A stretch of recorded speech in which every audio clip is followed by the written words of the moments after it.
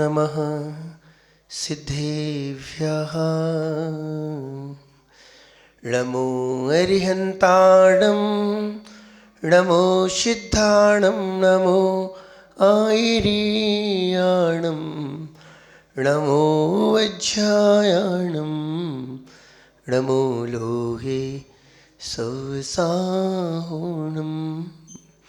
पंच परमेष्ठी भगवान की, 24 तीर्थंकर भगवान की, देवादेवी खजराट श्री ऋषभ देव स्वामी की, अंतिम तीर्थेश प्रभु महावीर स्वामी की, परम पूज्य आचार्य भगवान श्री आदि सागर जी महामुनिराज की, परम पूज्य महावीर कीर्ति जी महामुनिराज की, परम पूज्य आचार्य विमल सागर जी महामुनिराज की, परम पूज्य तपस्वी सम्राट आचार्य सन्मति सागर जी महाराज के, परम पूज्य वर्तमान के वर्धमान राष्ट्र गौरव आचार्य सुनील सागर जी गुरुदेव की,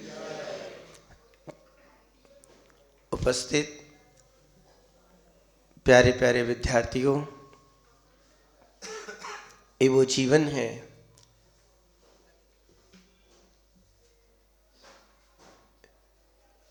जिस पर आप पुरुषार्थ करके बहुत ऊंचाइयां प्राप्त कर सकते हो। ऊंचाइयां व्यक्ति पुरुषार्थ से पुण्य से प्राप्त कर लेता है, पर ऊंचाइयों पर फिर बने रहना बहुत मुश्किल हुआ करता है।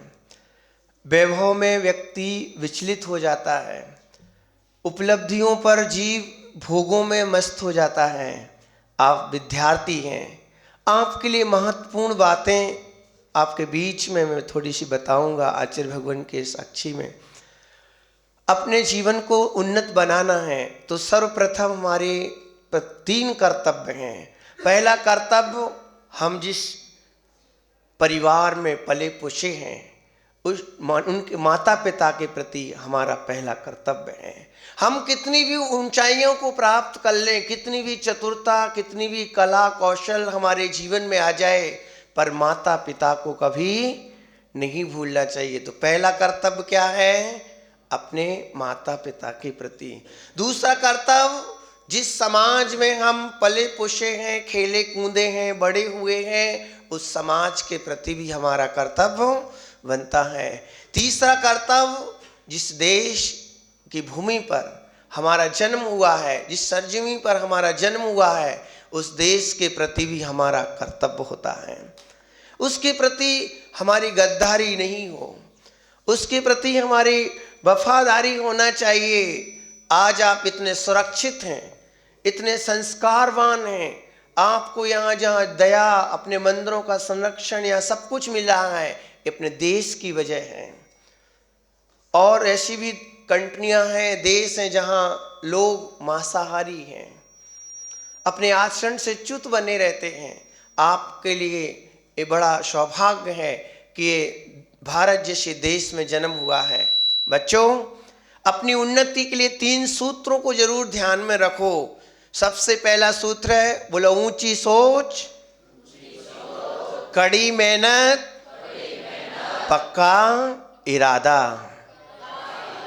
पुनः बोलो, ऊंची सोच, कड़ी मेहनत, पक्का इरादा। आपको ऊंचाइयां पाना है, बहुत ऊंचाइयों पर जाना है, तो सोच ऊंची रखनी होगी।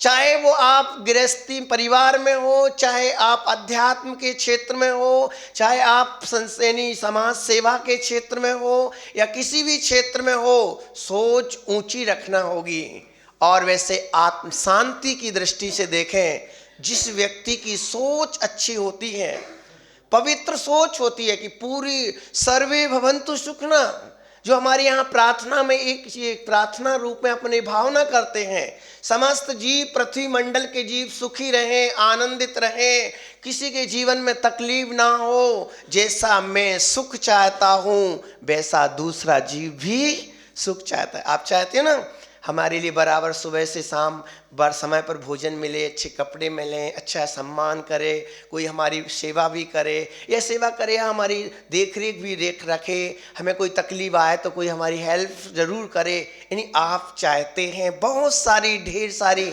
अच्छाइयाँ की हमारे जीवन में बनी रहें, ऐसा ही जैसा हम अपने प्रति चाहते हैं वैसा सभी जीवों के प्रति सोचना शुरू कर दो। उस दिन से तुम्हारे कल्याण का पथ प्रशस्त हो जाएगा। यानी उस दिन से तुम्हारी जीवन धर्म यात्रा शुरू हो जाएगी। तो ऊंची सोच रखो। सोच हमारी ऊंची जरूर होना चाहिए। हम कुछ कर पाए या ना कर पाए पर ऊंची सोच जरूर होना चाहिए। हमारे यहाँ जैनागम में एक बहुत अच्छी मेरी भावना जिसको बोला जाता है, उसमें बहुत अच्छी पंक्तियां दी गई हैं, पढ़ने हो आप लोग भी कभी पढ़ना। मैं सुखी रहे सब जीव जगत के, कोई कभी ना घबरावे। यानी सुखी रहें, प्राणी मात्र सुखी रहें। अब प्राणी मात्र में सब आ गए, चाहे आप जैसे मनुष्य वो भी आ गए, वहाँ मनुष्यों में भी स्त्री पुरुष सब प्रकार के मनुष्य जो भी हैं, अलग अलग स्थिति में रहने वाले, गरीब अमीर सभी जीव जो हमारी जाति के नहीं वो भी आ गए। मनुष्य त्रेंचों में सब, यहाँ तक कि पेड़ पौधे भी, क्या पेड़ पौधे भी बेस समय में इनको बीमारी ना आए, इनको तकलीफ ना आए, ये व्यर्थ में तो इनको तकलीफ न कोई दे। इस प्रकार से प्राणी मात्र के प्रति हमें भावना रखनी होगी। तो क्या रखें भावना? ऊंची, क्या रखेंगे? ऊंची सोच, सबका मंगल हो, सबका अच्छा। आपको विद्यार्थी हैं, आपको बहुत बड़ी ऊंचाइयों पर जाना है तो सोच रखो मैं इंजीनियर बनूंगा, डॉक्टर बनूंगा, प्रोफेसर बनूंगा, एक बहुत अच्छा वैज्ञानिक बनूंगा। ये तो बहुत बड़ी बात नहीं। डॉक्टर बनना, वैज्ञानिक बनना एक बहुत बड़ी बात नहीं, एक श्रेष्ठ इंसान बनना सबसे बड़ी बात है। हम एक श्रेष्ठ इंसान बनेंगे और इंसान के साथ और ज़्यादा अच्छाइयाँ पर कि मैं एक संत बनूंगा और संत के साथ में एक परमात्मा भी बनूंगा, परमात्मा स्वरूप को भी मैं प्राप्त करूंगा। हम बहुत बड़ा अच्छा संकल्प रखें, मैं बहुत अच्छा करूंगा। ध्यान रखिए, आप जितना अच्छा सोचेंगे आप उतनी ऊंचाइयों पर प्राप्त, यानी ऊंचाइयों को प्राप्त होते जाएंगे। इंसान ही तो होता है, देख लो अपने जैसे चेहरा, राम का भी चेहरा अपने जैसा ही है ना, नाक, आँख, हाथ, पैर सब एक जैसे ही तो है। नर में और नारायण में अंतर क्या है? आप नर हो, सामान्य से जीवन है, और नारायणी प्रभु है, उनमें अंतर क्या है? संत में अंतर क्या है? अंतर सिर्फ भावना का होता है, सोच का होता है। सोच से बहुत बड़ा अंतर हो जाता है। एक बार विश्व सुंदरी का दर्जा दिया जा रहा था तो किसी देश में तो काले कलूटे लोग भी होते ना, तो काले, तो उनको भी विश्व सुंदरी का दर्जा दिया जा रहा था। विश्व सुंदरी का दर्जा, और उनको कैसे विश्व सुंदरी? वो ना कोई सुंदर दिख रहे ना कुछ भी दिख रहे। फिर उनसे उनके विचार पूछे जाते हैं, आपके हम इन्हीं संसारी जीवों के प्रति क्या विचार हैं? आपकी सोसाइटी के प्रति क्या विचार? आपके परिवार के प्रति, दुनिया के प्रति, सबके प्रति क्या विचार है? जिसके विचार श्रेष्ठ और निर्मल होते हैं उस लेडीज को उन्हें देते ना विश्व सुंदरी का दर्जा, उनको विश्व सुंदरी का दर्जा दे दिया जाता है। यानी विचार उत्तम होना चाहिए, विचारों का बहुत प्रभाव पड़ता है। यानी विचार, आप अच्छे विचार वाले हैं तो यहाँ भी प्रभाव पड़ेगा। तो बच्चों ऊंची सोच, क्या करें? ऊंची सोच, ऊंची सोच रखो, सपने अच्छे देखो, उड़ान अच्छी भरो, मैं बहुत ऊंचाइयां पाऊंगा, बहुत श्रेष्ठ पुरुष बनूंगा, ऐसा पुरुष बनूंगा कि मेरे जीवन के द्वारा, मेरे द्वारा बहुत लोगों का कल्याण हो, बहुत अच्छी अच्छी गौशालाएं खुलवाऊंगा प्राणी मात्र के कल्याण के लिए। अनेक ऊंची सोच, फिर है कड़ी मेहनत। क्या है? कड़ी मेहनत। मेहनत कड़ी करिए। आपने कभी देखा होगा गाय होती ना, गाय से क्या मिलता है? दूध मिलता है। पर जो मेहनत नहीं करता है उसको क्या मिलता है? कुछ नहीं, थोड़ा बहुत तो मिलता है।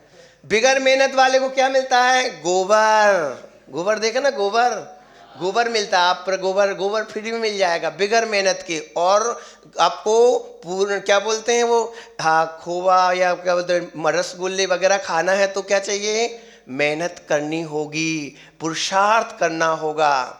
बच्चों एक बच्चा था, अपनी इसको परीक्षा का एग्जाम समय चल रहा था तो पढ़ाई क्या, तो एग्जाम, तो उसने अपनी एग्जाम में लिख के आया।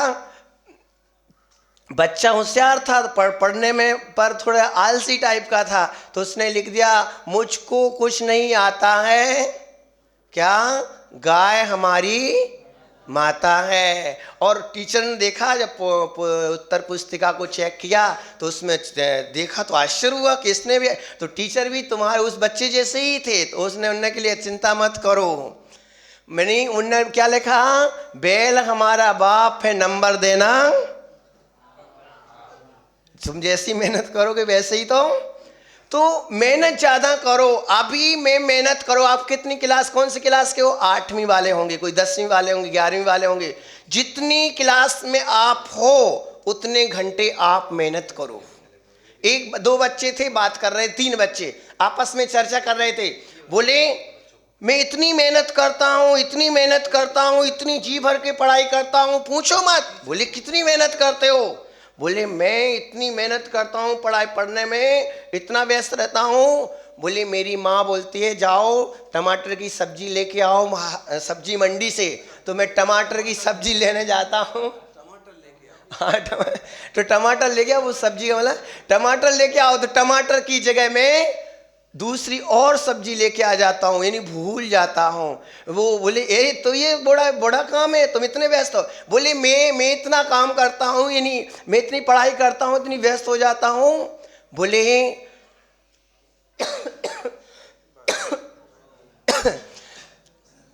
कि मैं भूल, दूसरा तीसरा बोला कि मैं पढ़ाई इतनी करता हूँ कि एग्जाम देने जाता हूँ तो एग्जाम का समय ही भूल जाता हूँ।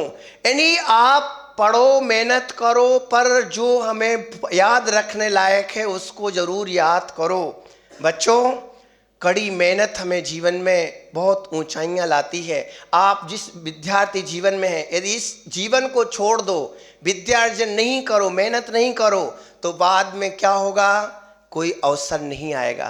आप ऐसे दादाजी जैसे लोग बैठे हैं, अब ये सोचें कि मैं पढ़ाई करूं दोबारा, तो नहीं अध्ययन हो पाएगा।